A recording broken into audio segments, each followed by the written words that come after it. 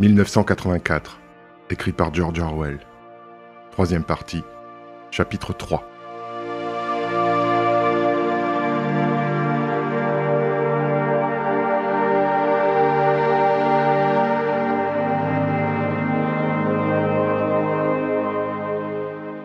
Votre réintégration comporte 3 stades. Étudier, comprendre, accepter. Il est temps que vous entriez dans le second stade.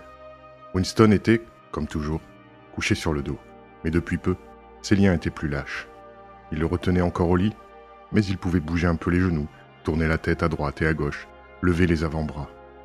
Le cadran, aussi, était devenu moins redoutable. Lorsque son esprit était assez vif, Winston pouvait éviter les coups. C'était surtout quand il montrait de la stupidité qu'O'Brien poussait le levier. Il traversait parfois toute une séance sans que le cadran fût employé. Winston ne se rappelait pas combien il y avait eu de séances. Le processus tout entier semblait s'étendre sur un temps long, indéfini, des semaines peut-être, et les intervalles entre les séances pouvaient avoir été, parfois des jours, parfois 1 ou 2 heures seulement.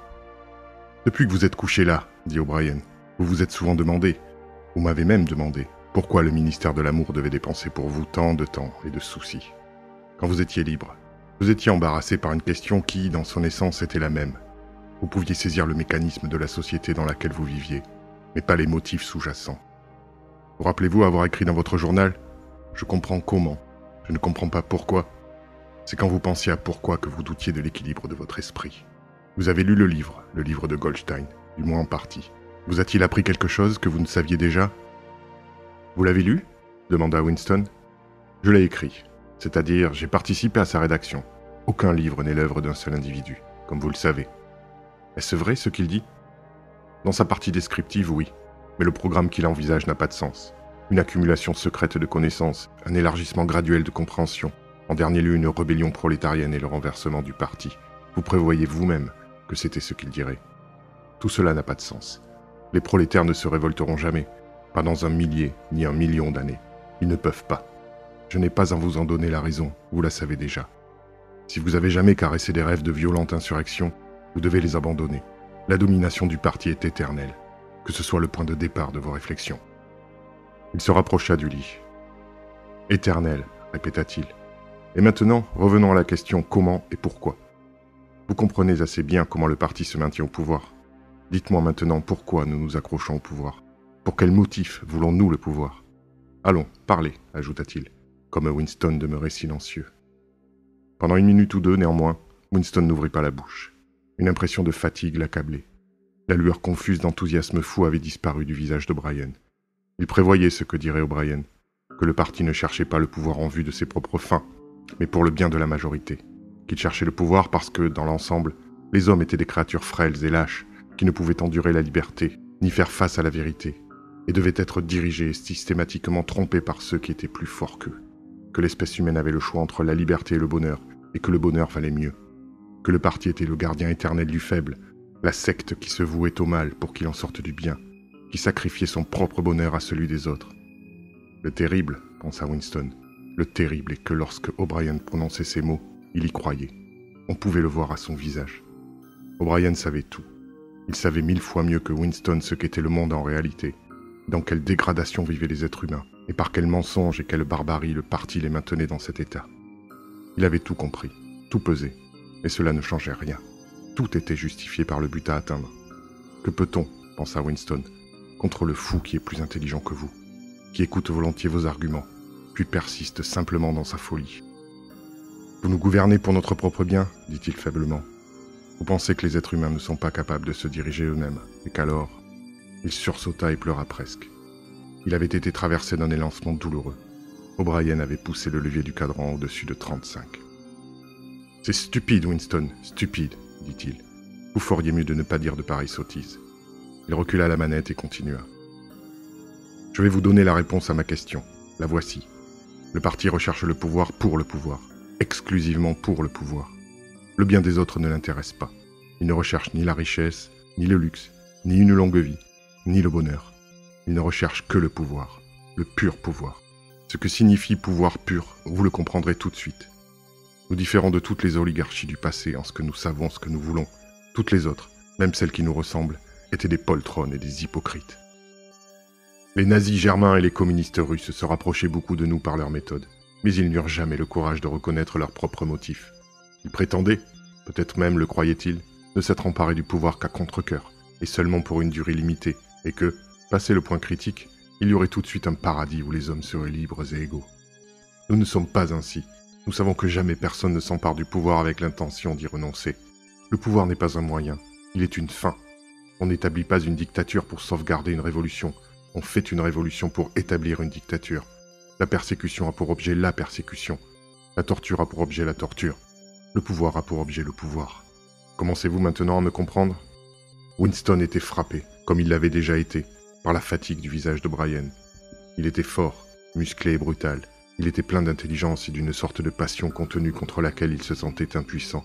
Mais c'était un visage fatigué. Il y avait des poches sous les yeux, la peau s'affaissait sous les pommettes. O'Brien se pencha vers lui, rapprochant volontairement de lui son visage usé. « Vous pensez, dit-il, que mon visage est vieux et fatigué. Vous pensez que je parle de puissance alors que je ne suis même pas capable d'empêcher le délabrement de mon propre corps. Ne pouvez-vous comprendre, Winston, que l'individu n'est qu'une cellule ? La fatigue de la cellule fait la vigueur de l'organisme. Mourrez-vous quand vous vous coupez les ongles ?» Il s'éloigna du lit et se mit à arpenter la pièce de long en large, une main dans sa poche. « Nous sommes les prêtres du pouvoir, dit-il. Dieu, c'est le pouvoir. Mais actuellement, le pouvoir, pour autant qu'il vous concerne, n'est pour vous qu'un mot. Il est temps que vous ayez une idée de ce que signifie ce mot pouvoir. Vous devez premièrement réaliser que le pouvoir est collectif. L'individu n'a de pouvoir qu'autant qu'il cesse d'être un individu. Vous connaissez le slogan du parti. La liberté, c'est l'esclavage. Vous êtes-vous jamais rendu compte qu'il était réversible ? L'esclavage, c'est la liberté. Seul, libre, l'être humain est toujours vaincu. Il doit en être ainsi, puisque le destin de tout être humain est de mourir, ce qui est le plus grand de tous les échecs. Mais s'il peut se soumettre complètement et entièrement, s'il peut échapper à son identité, s'il peut plonger dans le parti jusqu'à être le parti, il est alors tout-puissant et immortel. Le second point que vous devez comprendre est que le pouvoir est le pouvoir sur d'autres êtres humains, sur les corps, mais surtout sur les esprits. Le pouvoir sur la matière, sur la réalité extérieure, comme vous l'appelez, n'est pas important. Notre maîtrise de la matière est déjà absolue. Un moment, Winston oublia le cadran. Il fit un violent effort pour s'asseoir et ne réussit qu'à se tordre douloureusement. « Mais comment pouvez-vous commander à la matière » éclata-t-il. « Vous ne commandez même pas au climat ou à la loi de gravitation. Il y a les maladies, les souffrances, la mort. » O'Brien le fit taire d'un geste de la main. « Nous commandons à la matière puisque nous commandons à l'esprit. La réalité est à l'intérieur du crâne. Vous apprendrez par degrés, Winston. Il n'y a rien que nous ne puissions faire. Invincibilité, lévitation, tout. Je pourrais laisser le parquet et flotter comme une bulle de savon si je le voulais. Je ne le désire pas parce que le parti ne le désire pas. Il faut vous débarrasser l'esprit de vos idées du 19e siècle sur les lois de la nature. Nous faisons les lois de la nature. Non, vous n'êtes pas les maîtres de cette planète. Que direz-vous de l'Eurasia et de l'Estasia ? Vous ne les avez même pas encore conquises. Sans importance. Nous les conquérons quand cela nous conviendra. Et qu'est-ce que cela changerait si nous le faisions ? Nous pouvons les exclure de l'existence. Le monde, c'est l'Océania. Mais le monde lui-même n'est qu'une tache de poussière, et l'homme est minuscule, impuissant. Depuis quand existe-t-il ? La Terre, pendant des milliers d'années, a été inhabitée. Sottise. La Terre est aussi vieille que nous, pas plus vieille. Comment pourrait-elle être plus âgée ? Rien n'existe que par la conscience humaine. Mais les rochers sont pleins de fossiles d'animaux disparus, de mammouths, de mastodontes, de reptiles énormes qui vécurent sur Terre longtemps avant qu'on n'eût jamais parlé des hommes. Avez-vous jamais vu des fossiles, Winston ? Naturellement, non. Les biologistes du 19e siècle les ont inventés. Avant l'homme, il n'y avait rien. Après l'homme, s'il pouvait s'éteindre, il n'y aurait rien. Hors de l'homme, il n'y a rien. Mais l'univers entier est extérieur à nous. Voyez les étoiles. Quelques-unes sont à 1 million d'années-lumière de distance. Elles sont à jamais hors de notre atteinte. Que sont les étoiles ? Dit O'Brien avec indifférence. Des fragments de feu à quelques kilomètres. Nous pourrions les atteindre si nous le voulions. Ou nous pourrions les faire disparaître. La Terre est le centre de l'univers. Le Soleil et les étoiles tournent autour d'elle. Winston eut encore un mouvement convulsif. Cette fois, il ne dit rien. O'Brien continua, comme s'il répondait à une objection. Dans certains cas, évidemment, ce n'est pas vrai. Quand nous naviguons sur l'océan, et quand nous prédisons une éclipse, il est souvent commode de penser que la Terre tourne autour du Soleil et que les étoiles sont dans des millions et de millions de kilomètres. Et puis après, supposez-vous qu'il soit au-dessus de notre pouvoir de mettre sur pied un double système d'astronomie ? Les étoiles peuvent être proches ou distantes, selon nos besoins. Croyez-vous que nos mathématiciens ne soient pas à la hauteur de cette dualité? Avez-vous oublié la double pensée?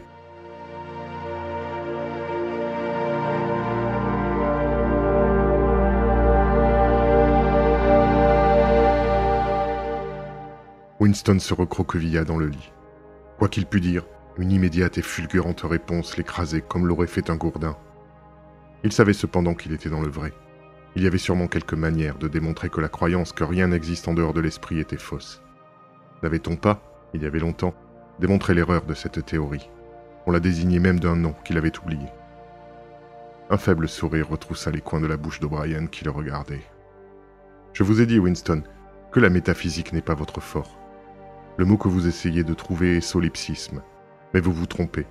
Ce n'est pas du solipsisme, ou, si vous voulez, c'est du solipsisme collectif. Tout cela est une digression, ajouta-t-il avec indifférence.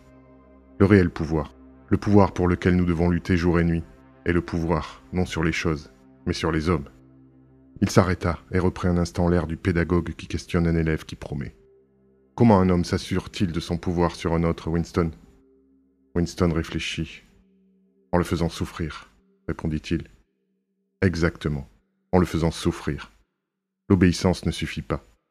Comment, s'il ne souffre pas, peut-on être certain qu'il obéit, non à sa volonté, mais à la vôtre? Le pouvoir est d'infliger des souffrances et des humiliations. Le pouvoir est de déchirer l'esprit humain en morceaux, que l'on rassemble ensuite sous de nouvelles formes que l'on a choisies. Commencez-vous à voir quelle sorte de monde nous créons? C'est exactement l'opposé des stupides utopies hédonistes qu'avaient imaginé les anciens réformateurs. Qu'avaient imaginé les anciens réformateurs? Un monde de crainte, de trahison, de tourments. Un monde d'écraseurs et d'écrasés, un monde qui, au fur et à mesure qu'il s'affinera, deviendra plus impitoyable. Le progrès dans notre monde sera le progrès vers plus de souffrance. L'ancienne civilisation prétendait être fondée sur l'amour et la justice. La nôtre est fondée sur la haine. Dans notre monde, il n'y aura pas d'autres émotions que la crainte, la rage, le triomphe et l'humiliation. Nous détruirons tout le reste, tout. Nous écrasons déjà les habitudes de pensée qui ont survécu à la Révolution. Nous avons coupé les liens entre l'enfant et les parents, entre l'homme et l'homme, entre l'homme et la femme. Personne n'ose plus se fier à une femme, un enfant ou un ami. Mais plus tard, il n'y aura ni femme ni ami. Les enfants seront à leur naissance enlevés aux mères, comme on enlève leurs œufs aux poules. L'instinct sexuel sera extirpé. La procréation sera une formalité annuelle, comme le renouvellement de la carte d'alimentation. Nous abolirons l'orgasme. Nos neurologistes y travaillent actuellement. Il n'y aura plus de loyauté qu'envers le parti. Il n'y aura plus d'amour que l'amour éprouvé pour Big Brother. Il n'y aura plus de rire que le rire de triomphe provoqué par la défaite d'un ennemi. Il n'y aura ni art, ni littérature, ni science. Quand nous serons tout-puissants, nous n'aurons plus besoin de science. Il n'y aura aucune distinction entre la beauté et la laideur. Il n'y aura ni curiosité, ni joie de vivre. Tous les plaisirs de l'émulation seront détruits. Mais il y aura toujours, n'oubliez pas cela Winston, il y aura l'ivresse toujours croissante du pouvoir, qui s'affinera de plus en plus.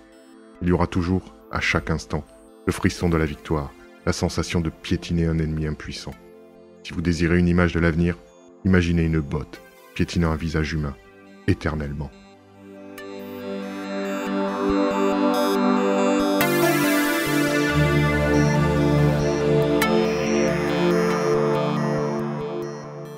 Il se tut, comme s'il attendait une réplique de Winston. Celui-ci essayait encore de se recroqueviller au fond du lit. Il ne pouvait rien dire. Son cœur semblait glacé. O'Brien continua. « Et souvenez-vous que c'est pour toujours. Le visage à piétiner sera toujours présent.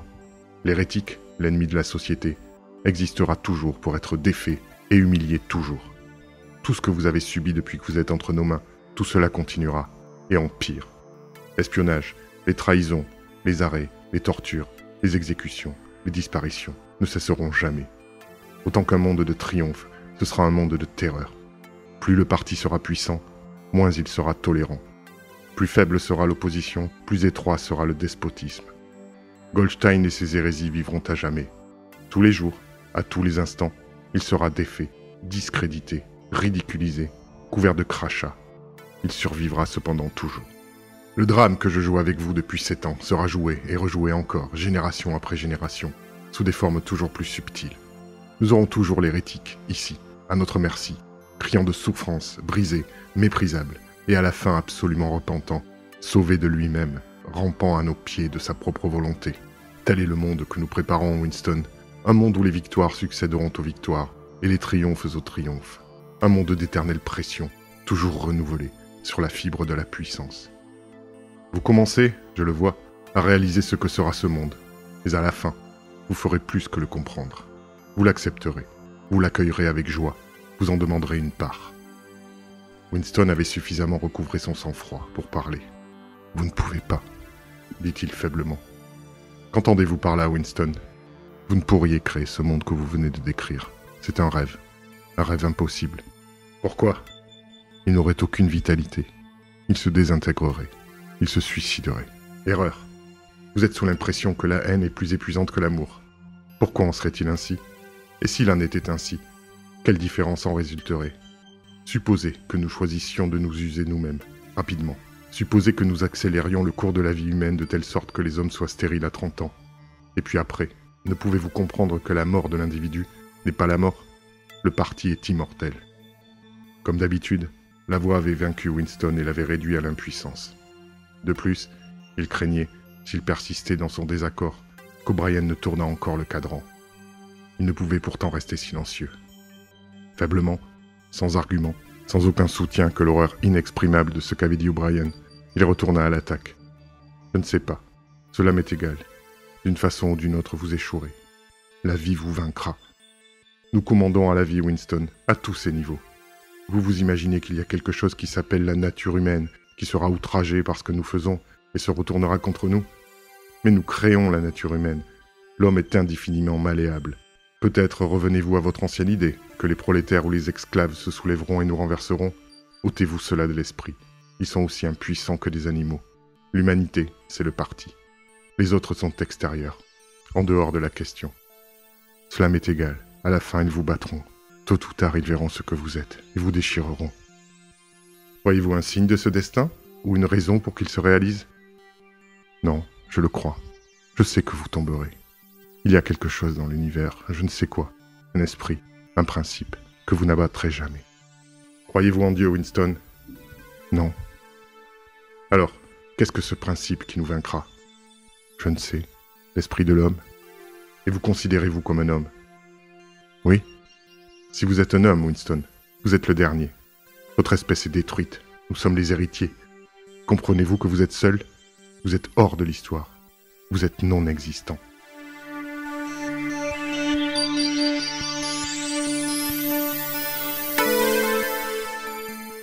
Ses manières changèrent, et il ajouta plus agressivement. « Et vous vous croyez moralement supérieur à nous, à cause de nos mensonges et de notre cruauté ? Oui, je me considère comme supérieur. » O'Brien se tut. Deux autres voix parlaient. Après un instant, Winston reconnut en l'une d'elles la sienne. C'était un enregistrement de la conversation qu'il avait tenue avec O'Brien, la nuit où il s'était enrôlé dans la fraternité. Il s'entendit promettre de mentir, voler, falsifier, tuer, d'encourager la morphinomanie, la prostitution, de propager les maladies vénériennes, de lancer du vitriol au visage des enfants. O'Brien fit un léger geste d'impatience, comme pour signifier qu'il était à peine besoin de conclure. Il tourna un bouton, et les voix se turent. « Levez-vous de ce lit, » dit-il. Les liens se relâchèrent. Winston descendit du lit, et se mit debout en chancelant. « Vous êtes le dernier homme, » dit O'Brien. « Vous êtes le gardien de l'esprit humain. Vous allez vous voir tel que vous êtes. Déshabillez-vous. » Winston défit le bout de cordon qui retenait sa combinaison. La fermeture éclair en avait depuis longtemps été arrachée. Il ne se rappelait pas si, depuis son arrestation, il l'avait enlevé à un moment quelconque tous ses vêtements à la fois. Sous la combinaison, son corps était entouré de haillons jaunâtres et sales dans lesquels on pouvait à peine reconnaître des sous-vêtements. Tandis qu'il les faisait glisser sur le sol, il vit qu'il y avait un miroir à 3 faces à l'autre bout de la pièce. Il s'approcha, puis s'arrêta court. Un cri involontaire lui avait échappé. « Continuez, dit O'Brien.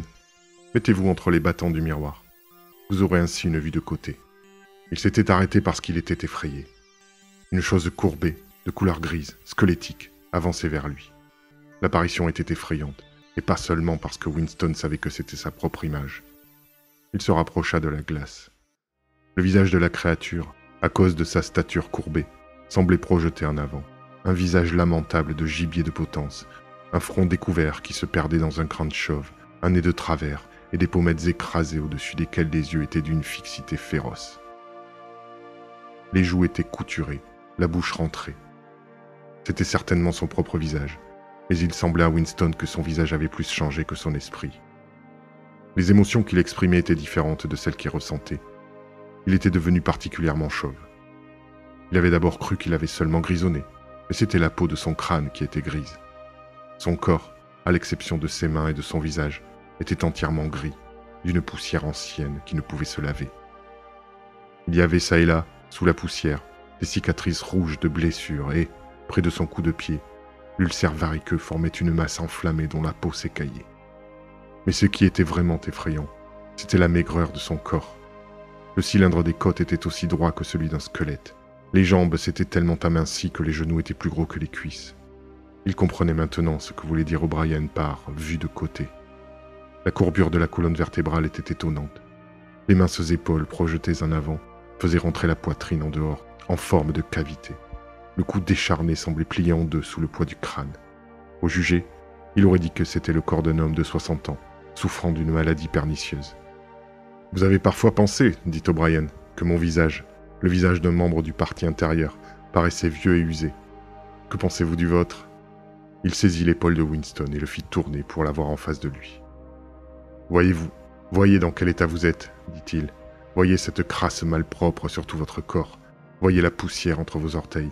Voyez cette plaie dégoûtante qui vous prend toute la jambe. Savez-vous que vous puez comme un porc? Vous avez probablement cessé de le remarquer. Autour de votre biceps, je pourrais, voyez-vous, faire se rencontrer mon pouce et mon index. Je pourrais vous casser le cou comme s'il était en verre. Savez-vous que vous avez perdu 25 kilos depuis que vous êtes entre nos mains? Même vos cheveux s'en vont par poignées. » Il tira sur la tête de Winston et arracha une touffe de cheveux. « Ouvrez la bouche. Il reste 9, 10, 11 dents. Combien en aviez-vous quand vous êtes venu à nous?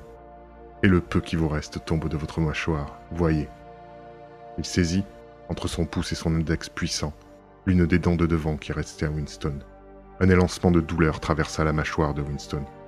O'Brien avait déraciné et arraché la dent. Il la jeta dans la cellule. « Vous pourrissez, dit-il. Vous tombez en morceaux. Qu'est-ce que vous êtes? Un sac de boue? Maintenant, tournez-vous et regardez-vous dans le miroir. Voyez-vous cette chose en face de vous? C'est le dernier homme. Si vous êtes un être humain, ceci est l'humanité. Maintenant, habillez-vous. » Winston se rhabilla avec des gestes lents et raides. Il n'avait pas, jusqu'à ce moment, remarqué combien il était mince et faible. Une seule pensée occupait son esprit, c'est qu'il devait être dans cet endroit depuis plus longtemps qu'il avait imaginé. Subitement, tandis qu'il fixait autour de lui ces misérables haillons, un sentiment de pitié pour son corps en ruine le domina. Avant d'avoir réalisé ce qu'il faisait, il s'était écroulé sur un petit tabouret qui était à côté du lit et avait éclaté en sanglots. Il avait conscience de sa laideur, de son inélégance, un paquet d'os, dans des sous-vêtements sales, assis à pleurer sous la blanche lumière crue, mais il ne pouvait s'arrêter. O'Brien posa une main sur son épaule, presque avec bonté. « Cela ne durera pas éternellement, dit-il. Vous pourrez vous en sortir quand vous le voudrez. Tout dépend de vous. »« C'est vous qui l'avez fait, dit Winston. C'est vous qui m'avez réduit en cet état. »« Non, Winston, vous vous y êtes réduit vous-même. C'est ce que vous avez accepté quand vous vous êtes dressé contre le parti. Tout était contenu dans ce premier acte. Rien n'est arrivé que vous n'ayez prévu. » Il s'arrêta, puis poursuivit. « Nous vous avons battu, Winston. Nous vous avons brisé. Vous avez vu ce qu'est votre corps. Votre esprit est dans le même état. Je ne pense pas qu'il puisse rester en vous beaucoup d'orgueil. Vous avez reçu des coups de pied, des coups de fouet et des insultes. Vous avez crié de douleur. Vous vous êtes roulé sur le parquet dans votre vomissure et votre sang. Vous avez pleurniché en demandant grâce. Vous avez trahi tout le monde et avoué tout. Pouvez-vous penser à une seule dégradation qui ne vous ait pas été infligée? » Winston s'était arrêté de pleurer, mais ses yeux étaient encore mouillés. Il les leva vers O'Brien. « Je n'ai pas trahi Julia, dit-il. » O'Brien le regarda pensivement. « Non, dit-il, non, c'est parfaitement vrai. Vous n'avez pas trahi Julia. » Le respect particulier, que rien ne semblait pouvoir détruire, qu'il éprouvait à l'égard d'O'Brien, gonfla le cœur de Winston. « Combien il est intelligent, pensa-t-il. Combien intelligent. » Jamais O'Brien ne manquait de comprendre ce qu'on lui disait. N'importe qui sur Terre aurait tout de suite répondu qu'il avait en réalité trahi Julia. Qu'est-ce qu'on ne lui avait pas en effet arraché sous la torture? Il leur avait dit tout ce qu'il savait d'elle, ses habitudes, son caractère, sa vie antérieure. Il avait confessé jusqu'au détail le plus trivial de tout ce qui s'était passé à leur rendez-vous, tout ce qu'il lui avait dit et qu'elle lui avait dit, leur repas de produits achetés au marché noir, leur adultère, leur vague complot contre le parti, tout. Et cependant, dans le sens dans lequel il entendait le mot, il ne l'avait pas trahi. Il n'avait pas cessé de l'aimer. Ses sentiments à son égard étaient restés les mêmes. O'Brien avait compris, sans besoin d'explication, ce qu'il voulait dire. « Dites-moi, demanda Winston, quand me fusillera-t-on ? Ce peut être dans longtemps. Vous êtes un cas difficile, mais ne désespérez pas. Tout le monde est guéri tôt ou tard. À la fin, nous vous fusillerons. »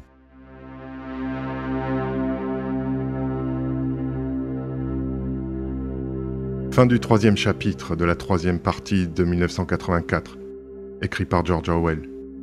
En vous remerciant pour votre écoute et en vous invitant à vous abonner à la chaîne afin d'être mieux averti de la mise en ligne des prochains chapitres et des prochains livres audio.